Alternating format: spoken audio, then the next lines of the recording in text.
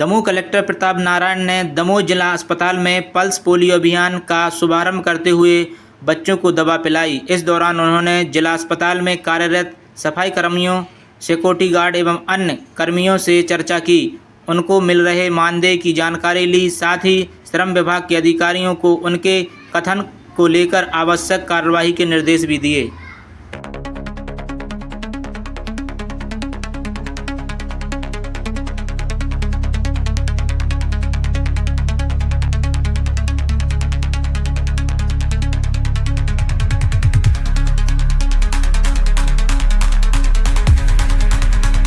आज जैसा कि आप सबको विदित है कि 0 से 5 वर्ष के बच्चे जिन्हें पल्स पोलियो की दवाई पिलाई जा रही है, हमारे ज़िले में 1,60,204 बच्चे जो आकलन किया गया है, इनको सभी शत बच्चों को दवा पिलाने के लिए 1339 हमारे बूथ बनाए गए हैं और लगभग 43 मोबाइल वैन भी लगाई गई हैं। इन सब के माध्यम से हमारा प्रयास होगा कि 100% बच्चों को पोलियो की दवा पिलाई जाए।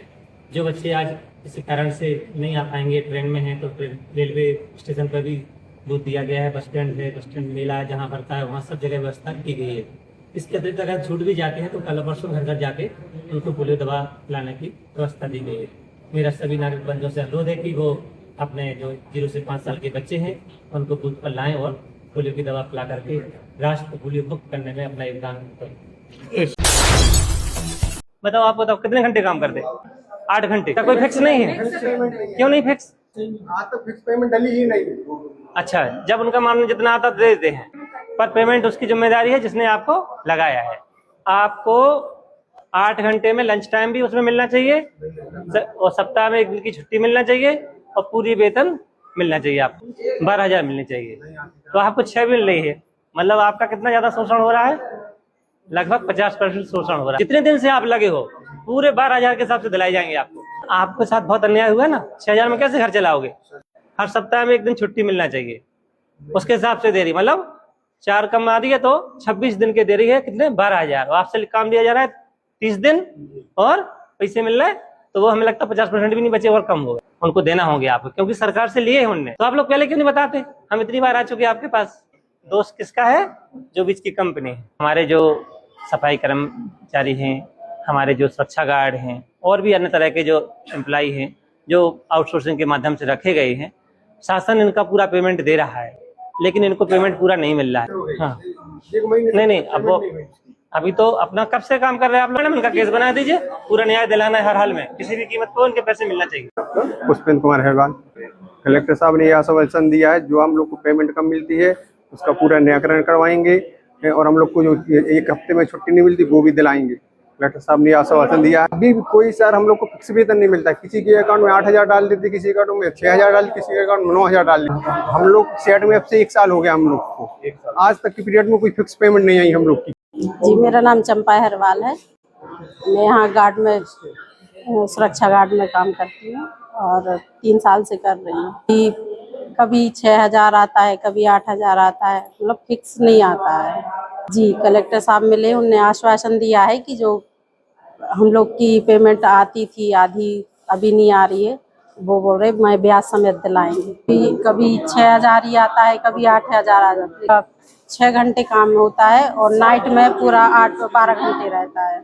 जो हमारे घर की स्थिति सुधरेगी, हमारे बच्चों का भी भविष्य बनेगा, हम लोग को भी सहयोग मिलेगा। नहीं, छुट्टी नहीं मिलती है। हमारे संज्ञान में आ रहा था कि हमारे जो सफाई कर्मचारी हैं, हमारे जो सुरक्षा गार्ड हैं और भी अन्य तरह के जो एम्प्लॉय हैं जो आउटसोर्सिंग के माध्यम से रखे गए हैं, शासन इनका पूरा पेमेंट दे रहा है, लेकिन इनको पेमेंट पूरा नहीं मिल रहा है। जैसा कि आप सबके सामने बताया कि कभी 6,000 रुपये मिल जाते हैं, कभी 7 मिल जाते हैं, कभी 8 मिल जाते हैं। वो भी निश्चित नहीं कि कितना दे, उसकी स्वेच्छा पर निर्भर करता है। जबकि शासन ने जो मिनिमम वेज है, जो कलेक्टर रेट है, उसके हिसाब से हर उसको मिलना चाहिए, जो नहीं मिल पा रहा है। इसलिए तत्काल जो श्रम अधिकारी है उनको बुला करके इनका केस बनवाया जा रहा है, इनके बयान लिए जाएंगे और केस बना करके इनको इनका पूरा हक, जो जितने दिन से काम कर रहे हैं, जितना पैसा इनको कम दिया गया है वो पैसा भी दिलाया जाएगा और मैं ब्याज के दिलाया जाएगा और उनके खिलाफ कार्रवाई भी की जाएगी, ताकि इस तरह से कोई हमारे सिंध भाइयों को या हमारे जो आउटसोर्सिंग भाई काम कर रहे हैं उनका कोई शोषण न कर सके। जैसा कि बताया गया 3 सिस्टर्स के द्वारा अपने एक्स्ट्रा समय में इसको डेवलप करने का काम किया जा रहा है। बहुत सुंदर लगी और बहुत अच्छा लगा। इस तरह का कार्य होते रहना चाहिए जिससे कि लोगों को अच्छा लगता है और हम सबको संतुष्टि होती है। एक अंतिम लग रहा है और जो व्यवस्थाएं हैं बहुत कुछ सुधार हुआ है। डॉक्टर साहब पूरी मेहनत कर रहे हैं, आगे भी सुधार करते रहेंगे हम सब मिलकर। हमारा सभी डॉक्टर बंधुओं से अनुरोध है कि वो जो सिविल सर्जन है उनको पूरा सहयोग करें और अपने नगर की अपने अस्पताल की व्यवस्था बनाने में पूरा सहयोग आम जनमानस करें कि वो भी सहयोग करें। कभी हो जाता है कि स्टाफ की कमी है, जैसा कि आप सबको विदित है कि 300 सीट है और जबकि एवरेज 400 पेशेंट भर्ती रहते हैं, तो सबको पूरा समय नहीं मिल पाता है, कहीं कभार लेट हो जाता है। तो हमें थोड़ा धीरज रख के उनका सहयोग करना चाहिए ताकि अपनी व्यवस्था सुचारू रूप से चल सके। Thank you.